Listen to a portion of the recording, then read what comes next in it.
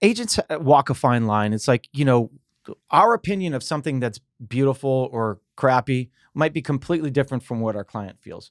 But if a client, I don't really give a strong opinion of something unless I'm asked. And when I'm asked, they'll say, hey, or do you want my opinion? Or I'll say, let me give you the positives of this house and let me give you some negatives, just so you can kind of see where other buyers are looking at this and why the price is where it is.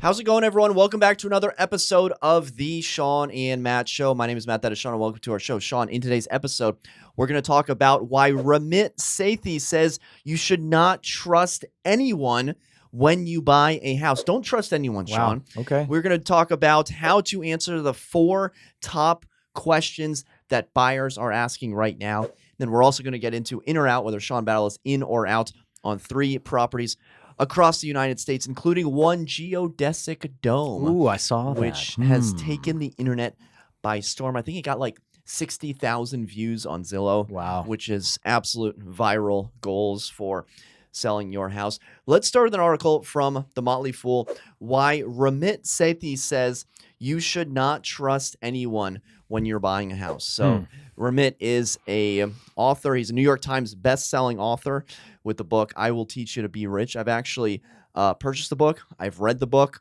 Wow, man. It's a great book. I've gone to I wouldn't call it a book signing, but I've gone to a speaking event where Ramit was answering questions at, I think, Kramer's bookstore in That's DuPont. cool. So I agree with a lot of the things Ramit You're a has fan. to say. Yeah. Am I a fan? I guess you could say I have a positive opinion. Yeah, sure. Yeah, I'm a fan. okay, cool. I'm a fan of Ramit. I like him. And what he said on a recent podcast, so he does podcasts where he brings on usually married couples, and oftentimes married couples, have a hard time communicating their financial issues and troubles and concerns.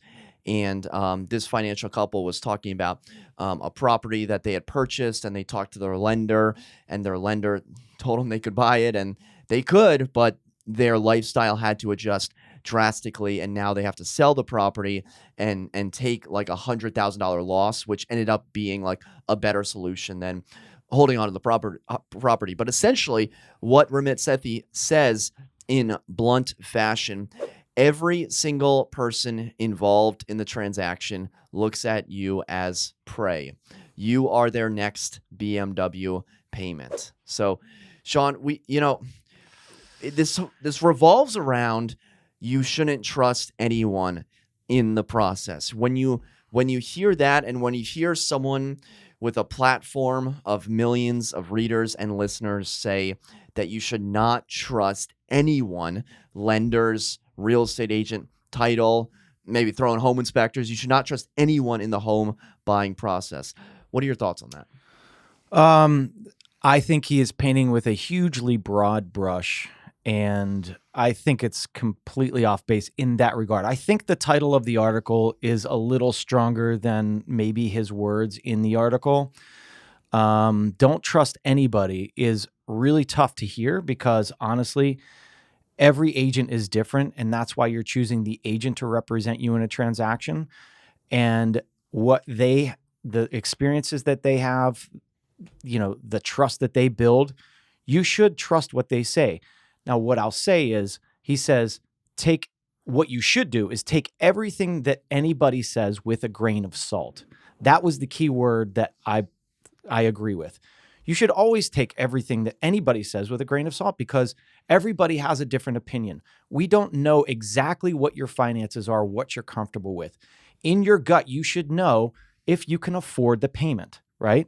If you're looking at a monthly payment of X and you feel like that is a little too high and it might stretch you a little bit, then don't buy the house. I'm not going to push you into a house that you don't want to buy, and I know Matt's not going to either. There are agents that will do that. There are agents that will say, "No, you got to buy this house. Oh, it's gonna be great. You're gonna be fine." Don't listen to those people. Just buy the house that you want to buy when your gut tells you to buy it. And if you feel like your payment is going to be a little too much and it's pushing you over the edge, then don't buy it. But to say that don't trust anybody in the transaction, I feel is really a bad statement to say about us as real estate agents. It's a bad statement to say about our lenders, because we choose our lenders that educate our buyers. We want lenders to show them, hey, this is what your payment's going to be. This is what your after-tax payment looks like. Compare it to rent. And there's a delineation of everything that you're going to pay and a breakdown. And it's explained to them so that they understand that this is what they're actually going to pay. Your payment could go up, and it will go up because of your taxes and your tax assessed value. So that's a strong thing that everybody needs to remember. And this has happened to me.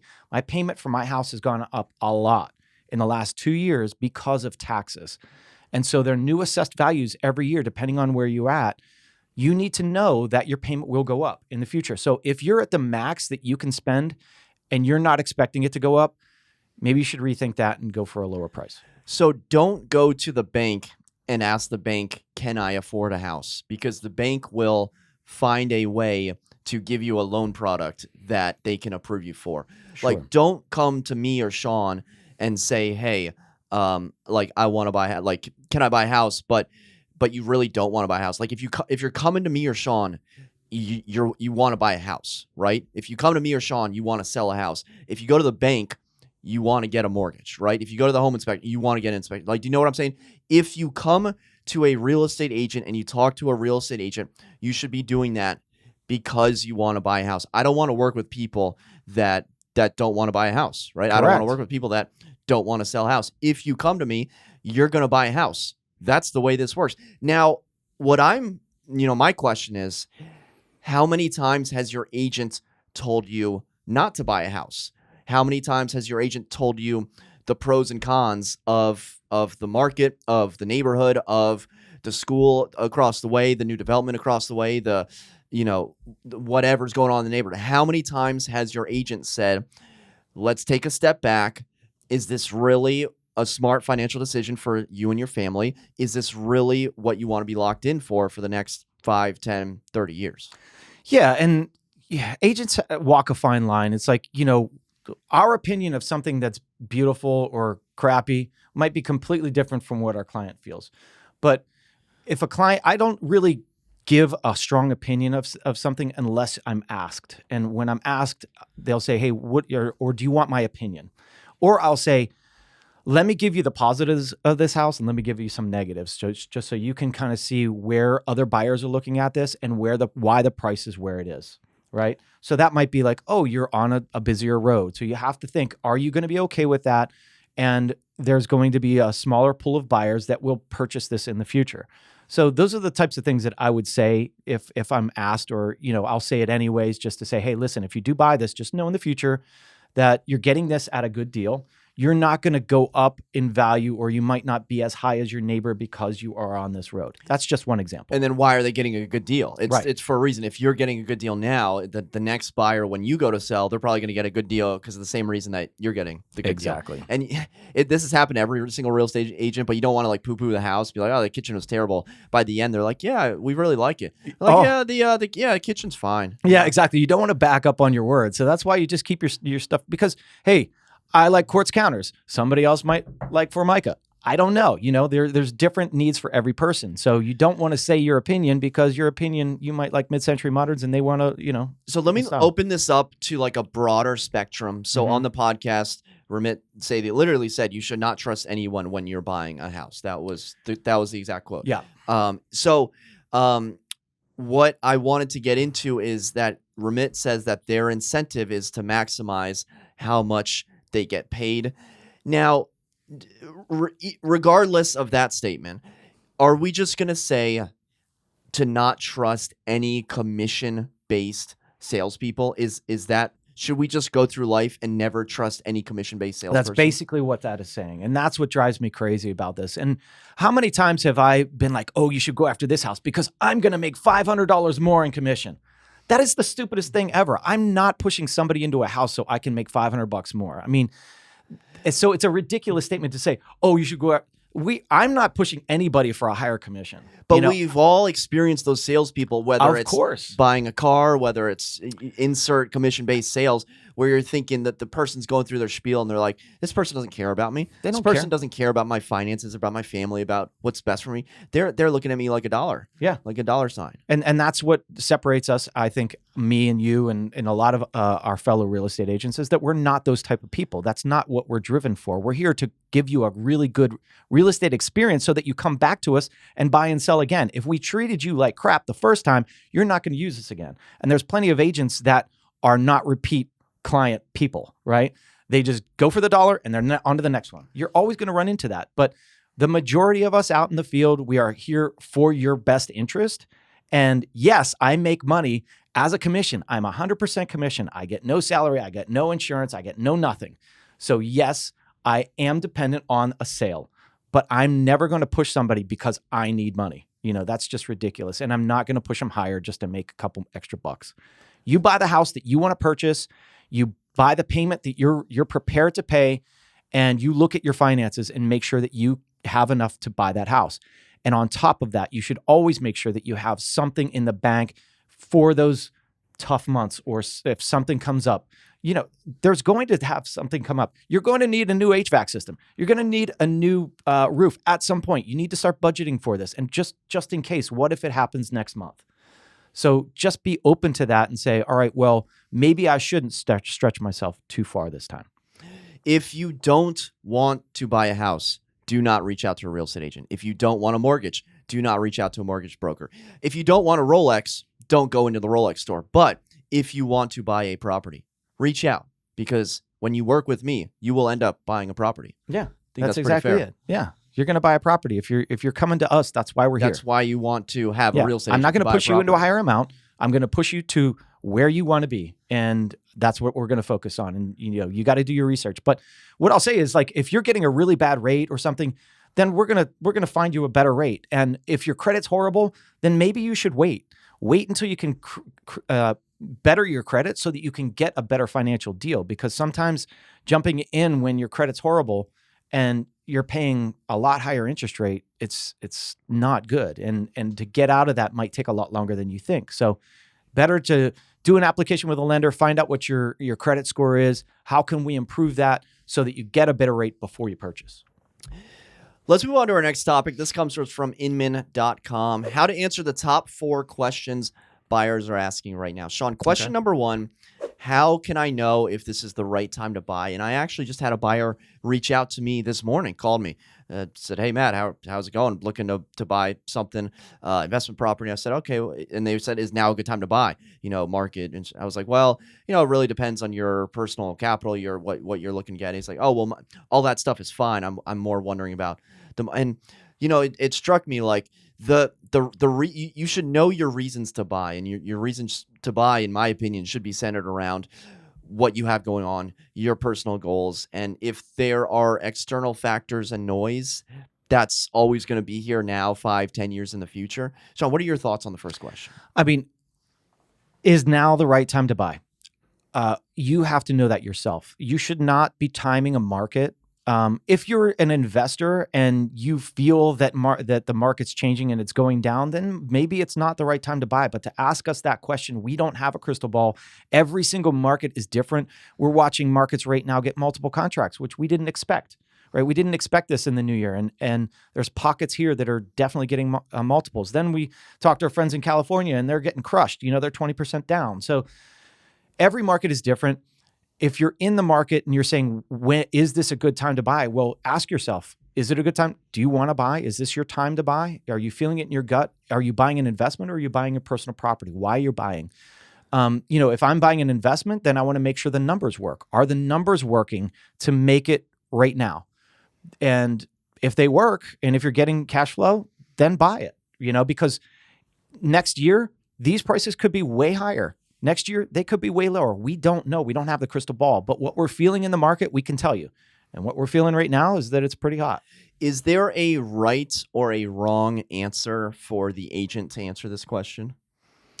Is Is there a right way? I think the wrong answer is it's always a good time to buy. Yeah, absolutely. I 'Cause hate if the market is, as weak as buyer friendly as it's ever been, but you bought a house last year, it's probably not a good time to buy another house, right? So it's Yeah. not, there's not this like it's always a good time to buy, it's always a good time to sell. Yeah, and I think in this article they were saying, comparing the 2008 drop to now, and it's like they don't compare. Now, in 2008, if I would have told you of course, it's a great time to buy, and then you lost 30% of your value, no, of course it wasn't a good time to buy. But they were saying that that's probably a once in a lifetime dip that we saw.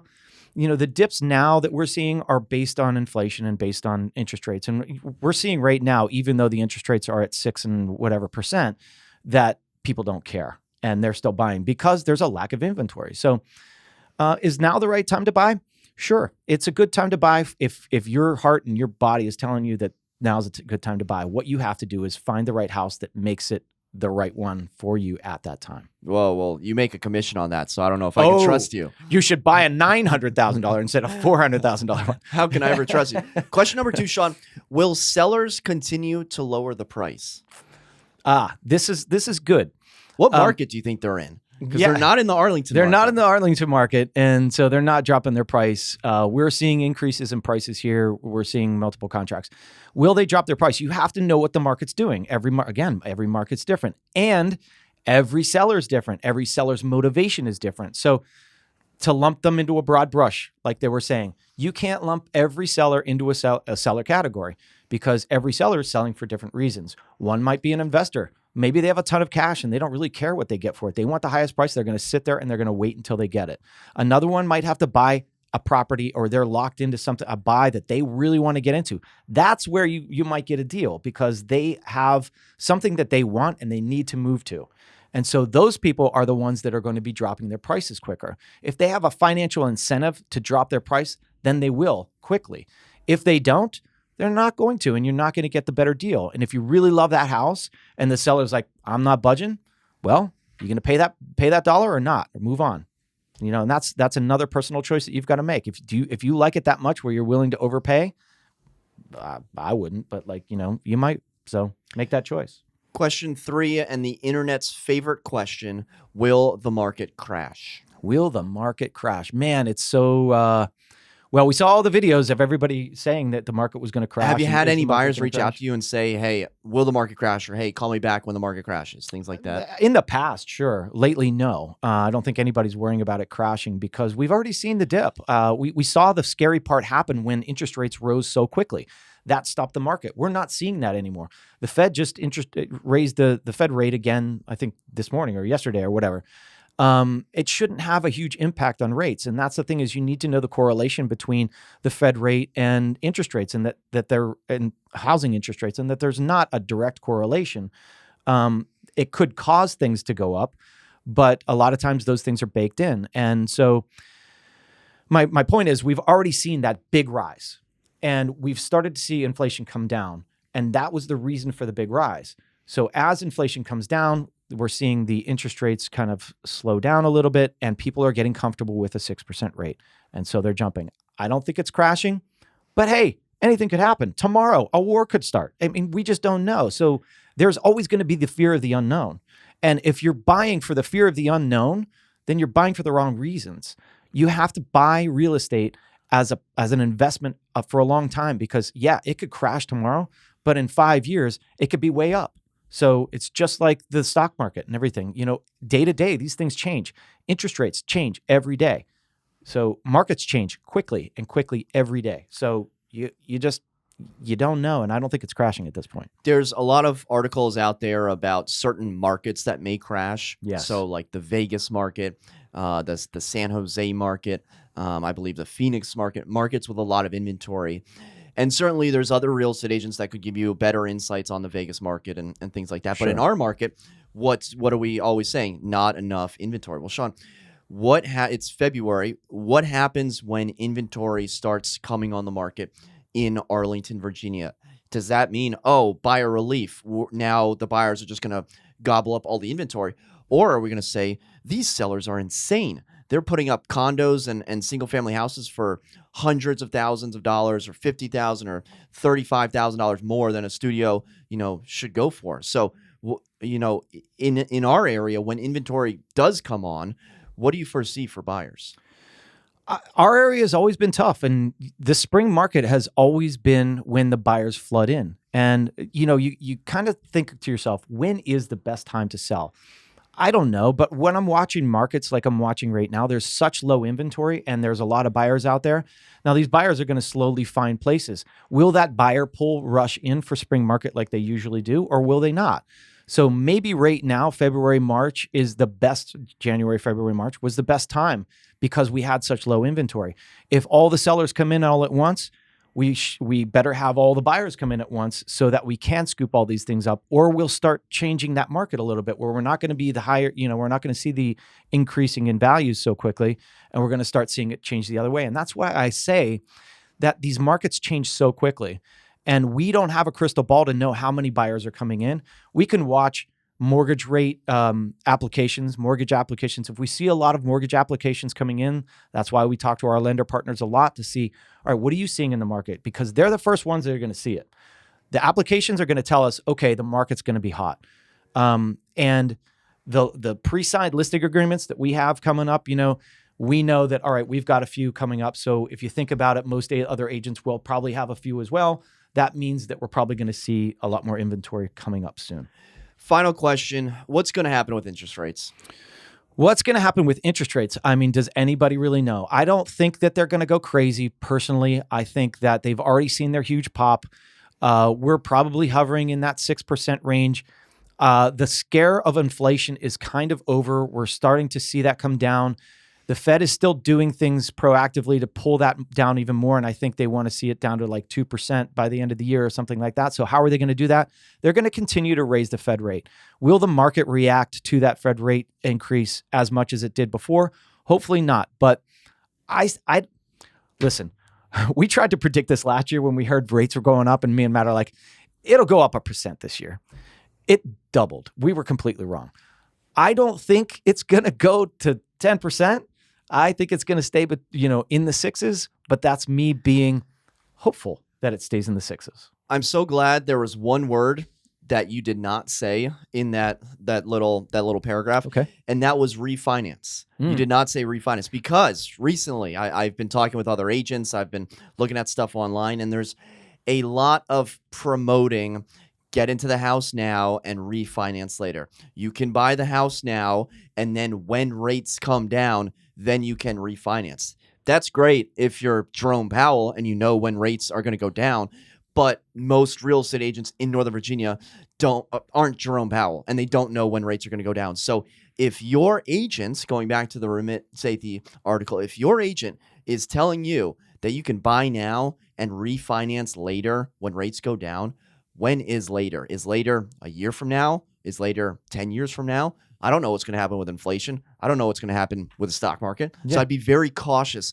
about definitive refinancing interest rate options. Yeah, and people were saying, oh, you can refinance it next year or 2 years from now. We have no idea. We didn't know that interest rates were going to be at 3% for 10 years. And they were. They were low, 3, 4, 2, 3, they were really low for 10 years. We could be on a 6 to 7% track for 10 years. Are you willing to pay that rate for 10 years? Are you willing to go into an adjustable rate mortgage right now and see that adjustable rate increase in 5 years? Are you willing to take on that hit in the payment? Because that's what could happen. So you should know all outcomes are not going to be the same. You should know what ifs. Hey, if this goes up to 7, what's my payment going to be in 5 years when that does adjust? And are you okay with that? Or, sometimes they go down and hopefully they do, and you are able to refinance. But if you're going, again, on something that an agent tells you, oh, you'll be able to refinance, don't worry about it. Me and Matt and I have always been like, I think that's the worst saying, date the rate, marry the house. It was a good hype saying that was out for a long time, but Matt and I were like, that's kind of the stupidest thing ever. Why would you push your clients to buy just because you think you can refinance later? We don't know that. And to say that it's actually going to happen is false. The more that I'm in this business, the less that I am fully definitive on 100% being sure of something happening, right? Yeah. Like the more I know, the less that I know, right? Oh yeah, that's it. All right, let's move on to the third topic. This is in or out, whether Sean battles in or out on 3 houses. Sean, let's start with a geodesic dome in Reading, Connecticut for $950,000. 2-bed, 2-bath, 3,100 square feet. Sean, I'm going to scroll through the pictures here. You told me that you've seen it online before, so it's set upon about 6-7 acres.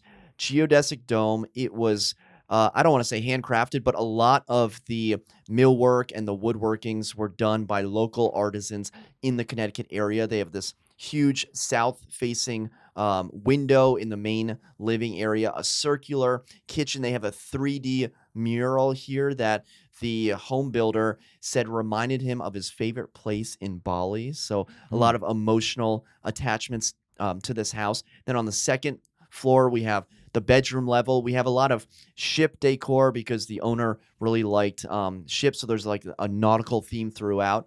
We have the bathtub that is in the middle of the bathroom so that it overlooks the private pond that's in this property. And then once you go to the top floor, it's almost as if you are in a hot air balloon on the very top floor where you can look out over your private pond. So Sean, took the internet by storm. Are you in or out on a geodesic dome for $950,000? This is crazy. Very super unique. I like it.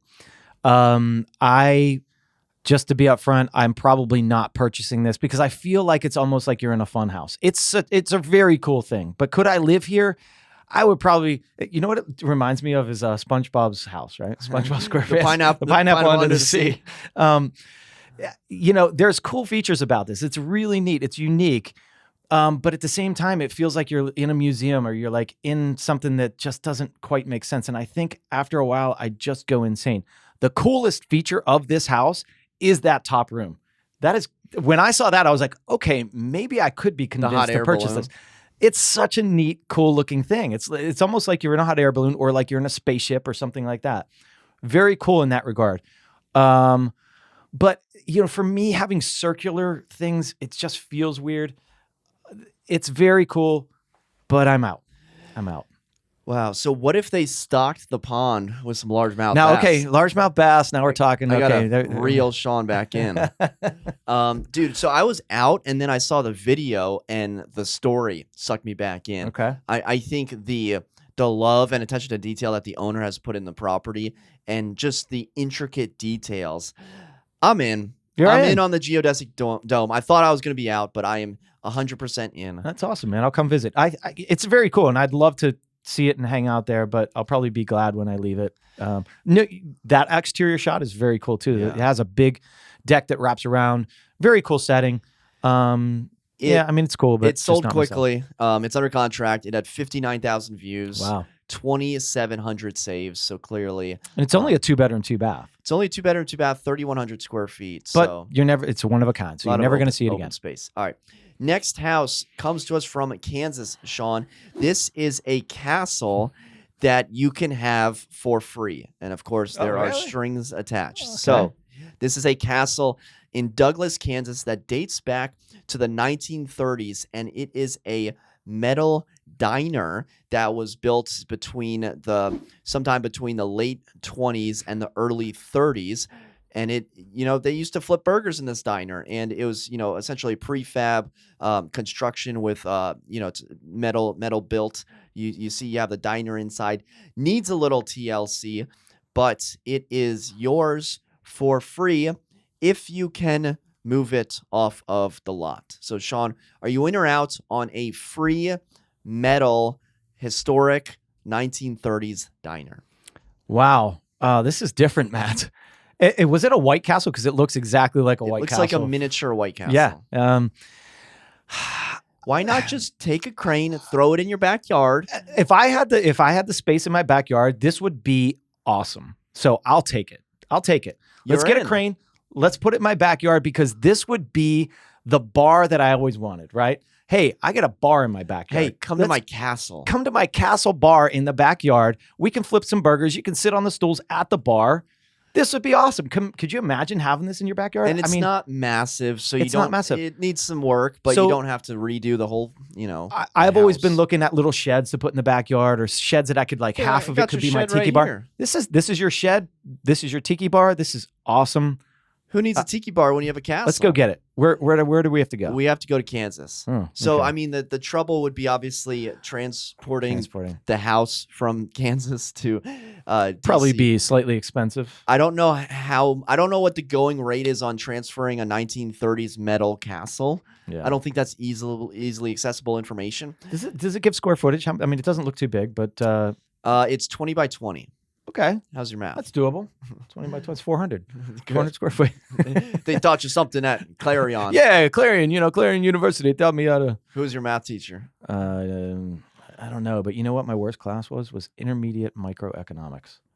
I just fell asleep when Yeah. you said that. Yeah, that was a tough one, and it depends on the teacher too. But yeah, I dig it, Matt. I'll take it. Let's go to Kansas. I'm in. Okay. All right. Final house is a $1.6 million Texas hotel that is looking for a buyer to check in. So this comes to us from Realtor.com, and this is in Eagle Lake, Texas, which is about an hour outside of Houston, Texas. This was the historic Farris Hotel that dates back to 1912, and Eagle Lake, Texas is known for the hotel was like a railroad workers hotel, so that's why it was built. And apparently there's like goose hunting? Do people hunt geese? Sure. So goose hunting is a big attraction there, and it's like a good get out of Dodge, like get out of Houston for the weekend type of place. 12 bed, 10 and a half bathrooms, 10,000 square feet. Shawn, are you in or out on this hotel that you could have a hotel and have a restaurant on the ground floor? The current people are using it as their private residence. The opportunities are endless. Man. The guns do not convey. Guns do not convey. Keep going through those pictures. I don't know. This is a tough one, Matt. I don't know what 1.6 buys you in this area, but I mean, this is a big property and there's a lot you could do with it. What should I do, Matt? Tell me. Oh, I like that. I'm buying it. You're buying it. You I like the outside. So there's some outdoor space. Yeah. Yeah. There's some outbuildings. Look at that. Look at the outbuilding. What is that? I don't know. Again, I'm all about outbuildings. You don't like the main property, but you like well, the the main outbuildings. property is like, all right, it's 10 rooms. So it's like, it might be hard to convert. But as we've seen with our friends that did something in Pittsburgh that changed a school to a one bedroom condos or whatever, I think this could be a lot of opportunity for that in that regard. So we could change it to, a slight condo mix, or we could just leave it as a private residence, but that's a huge private residence. I think there's a lot of options here. So I think financially, if it made sense, I'd do it. Yeah, let's do it. So I am out, and I'm out for one reason, and it's what I said earlier. It's the train tracks. It's the railroad. So see, this is why you don't trust agents. He didn't tell me about the train tracks. no, I did not disclose the train tracks, which are 20 feet Okay. from the property. It's like literally Oh, there they the are. next intersection over. Yeah. You're gonna have the whole building shaking at 3 a.m. whenever Yeah. this train goes through. That's And- the tough sale. And this is what your agent should be telling you about when you're going to purchase a property. Are you willing to live next to the train tracks? That's the big question. So I'm out on the train property, the Farris 1912, but I'm in on the castle and I'm in on the dome. All right, let's go get that castle, man. Go get the castle. Someone already got the dome, so we got to go get the castle. Yeah. Well, are you in or out on the castle, the dome, and the Farris? Let us know in the comment section below for Shawn and myself. Thank you so much for watching. Until next time, we'll see you then. Take care.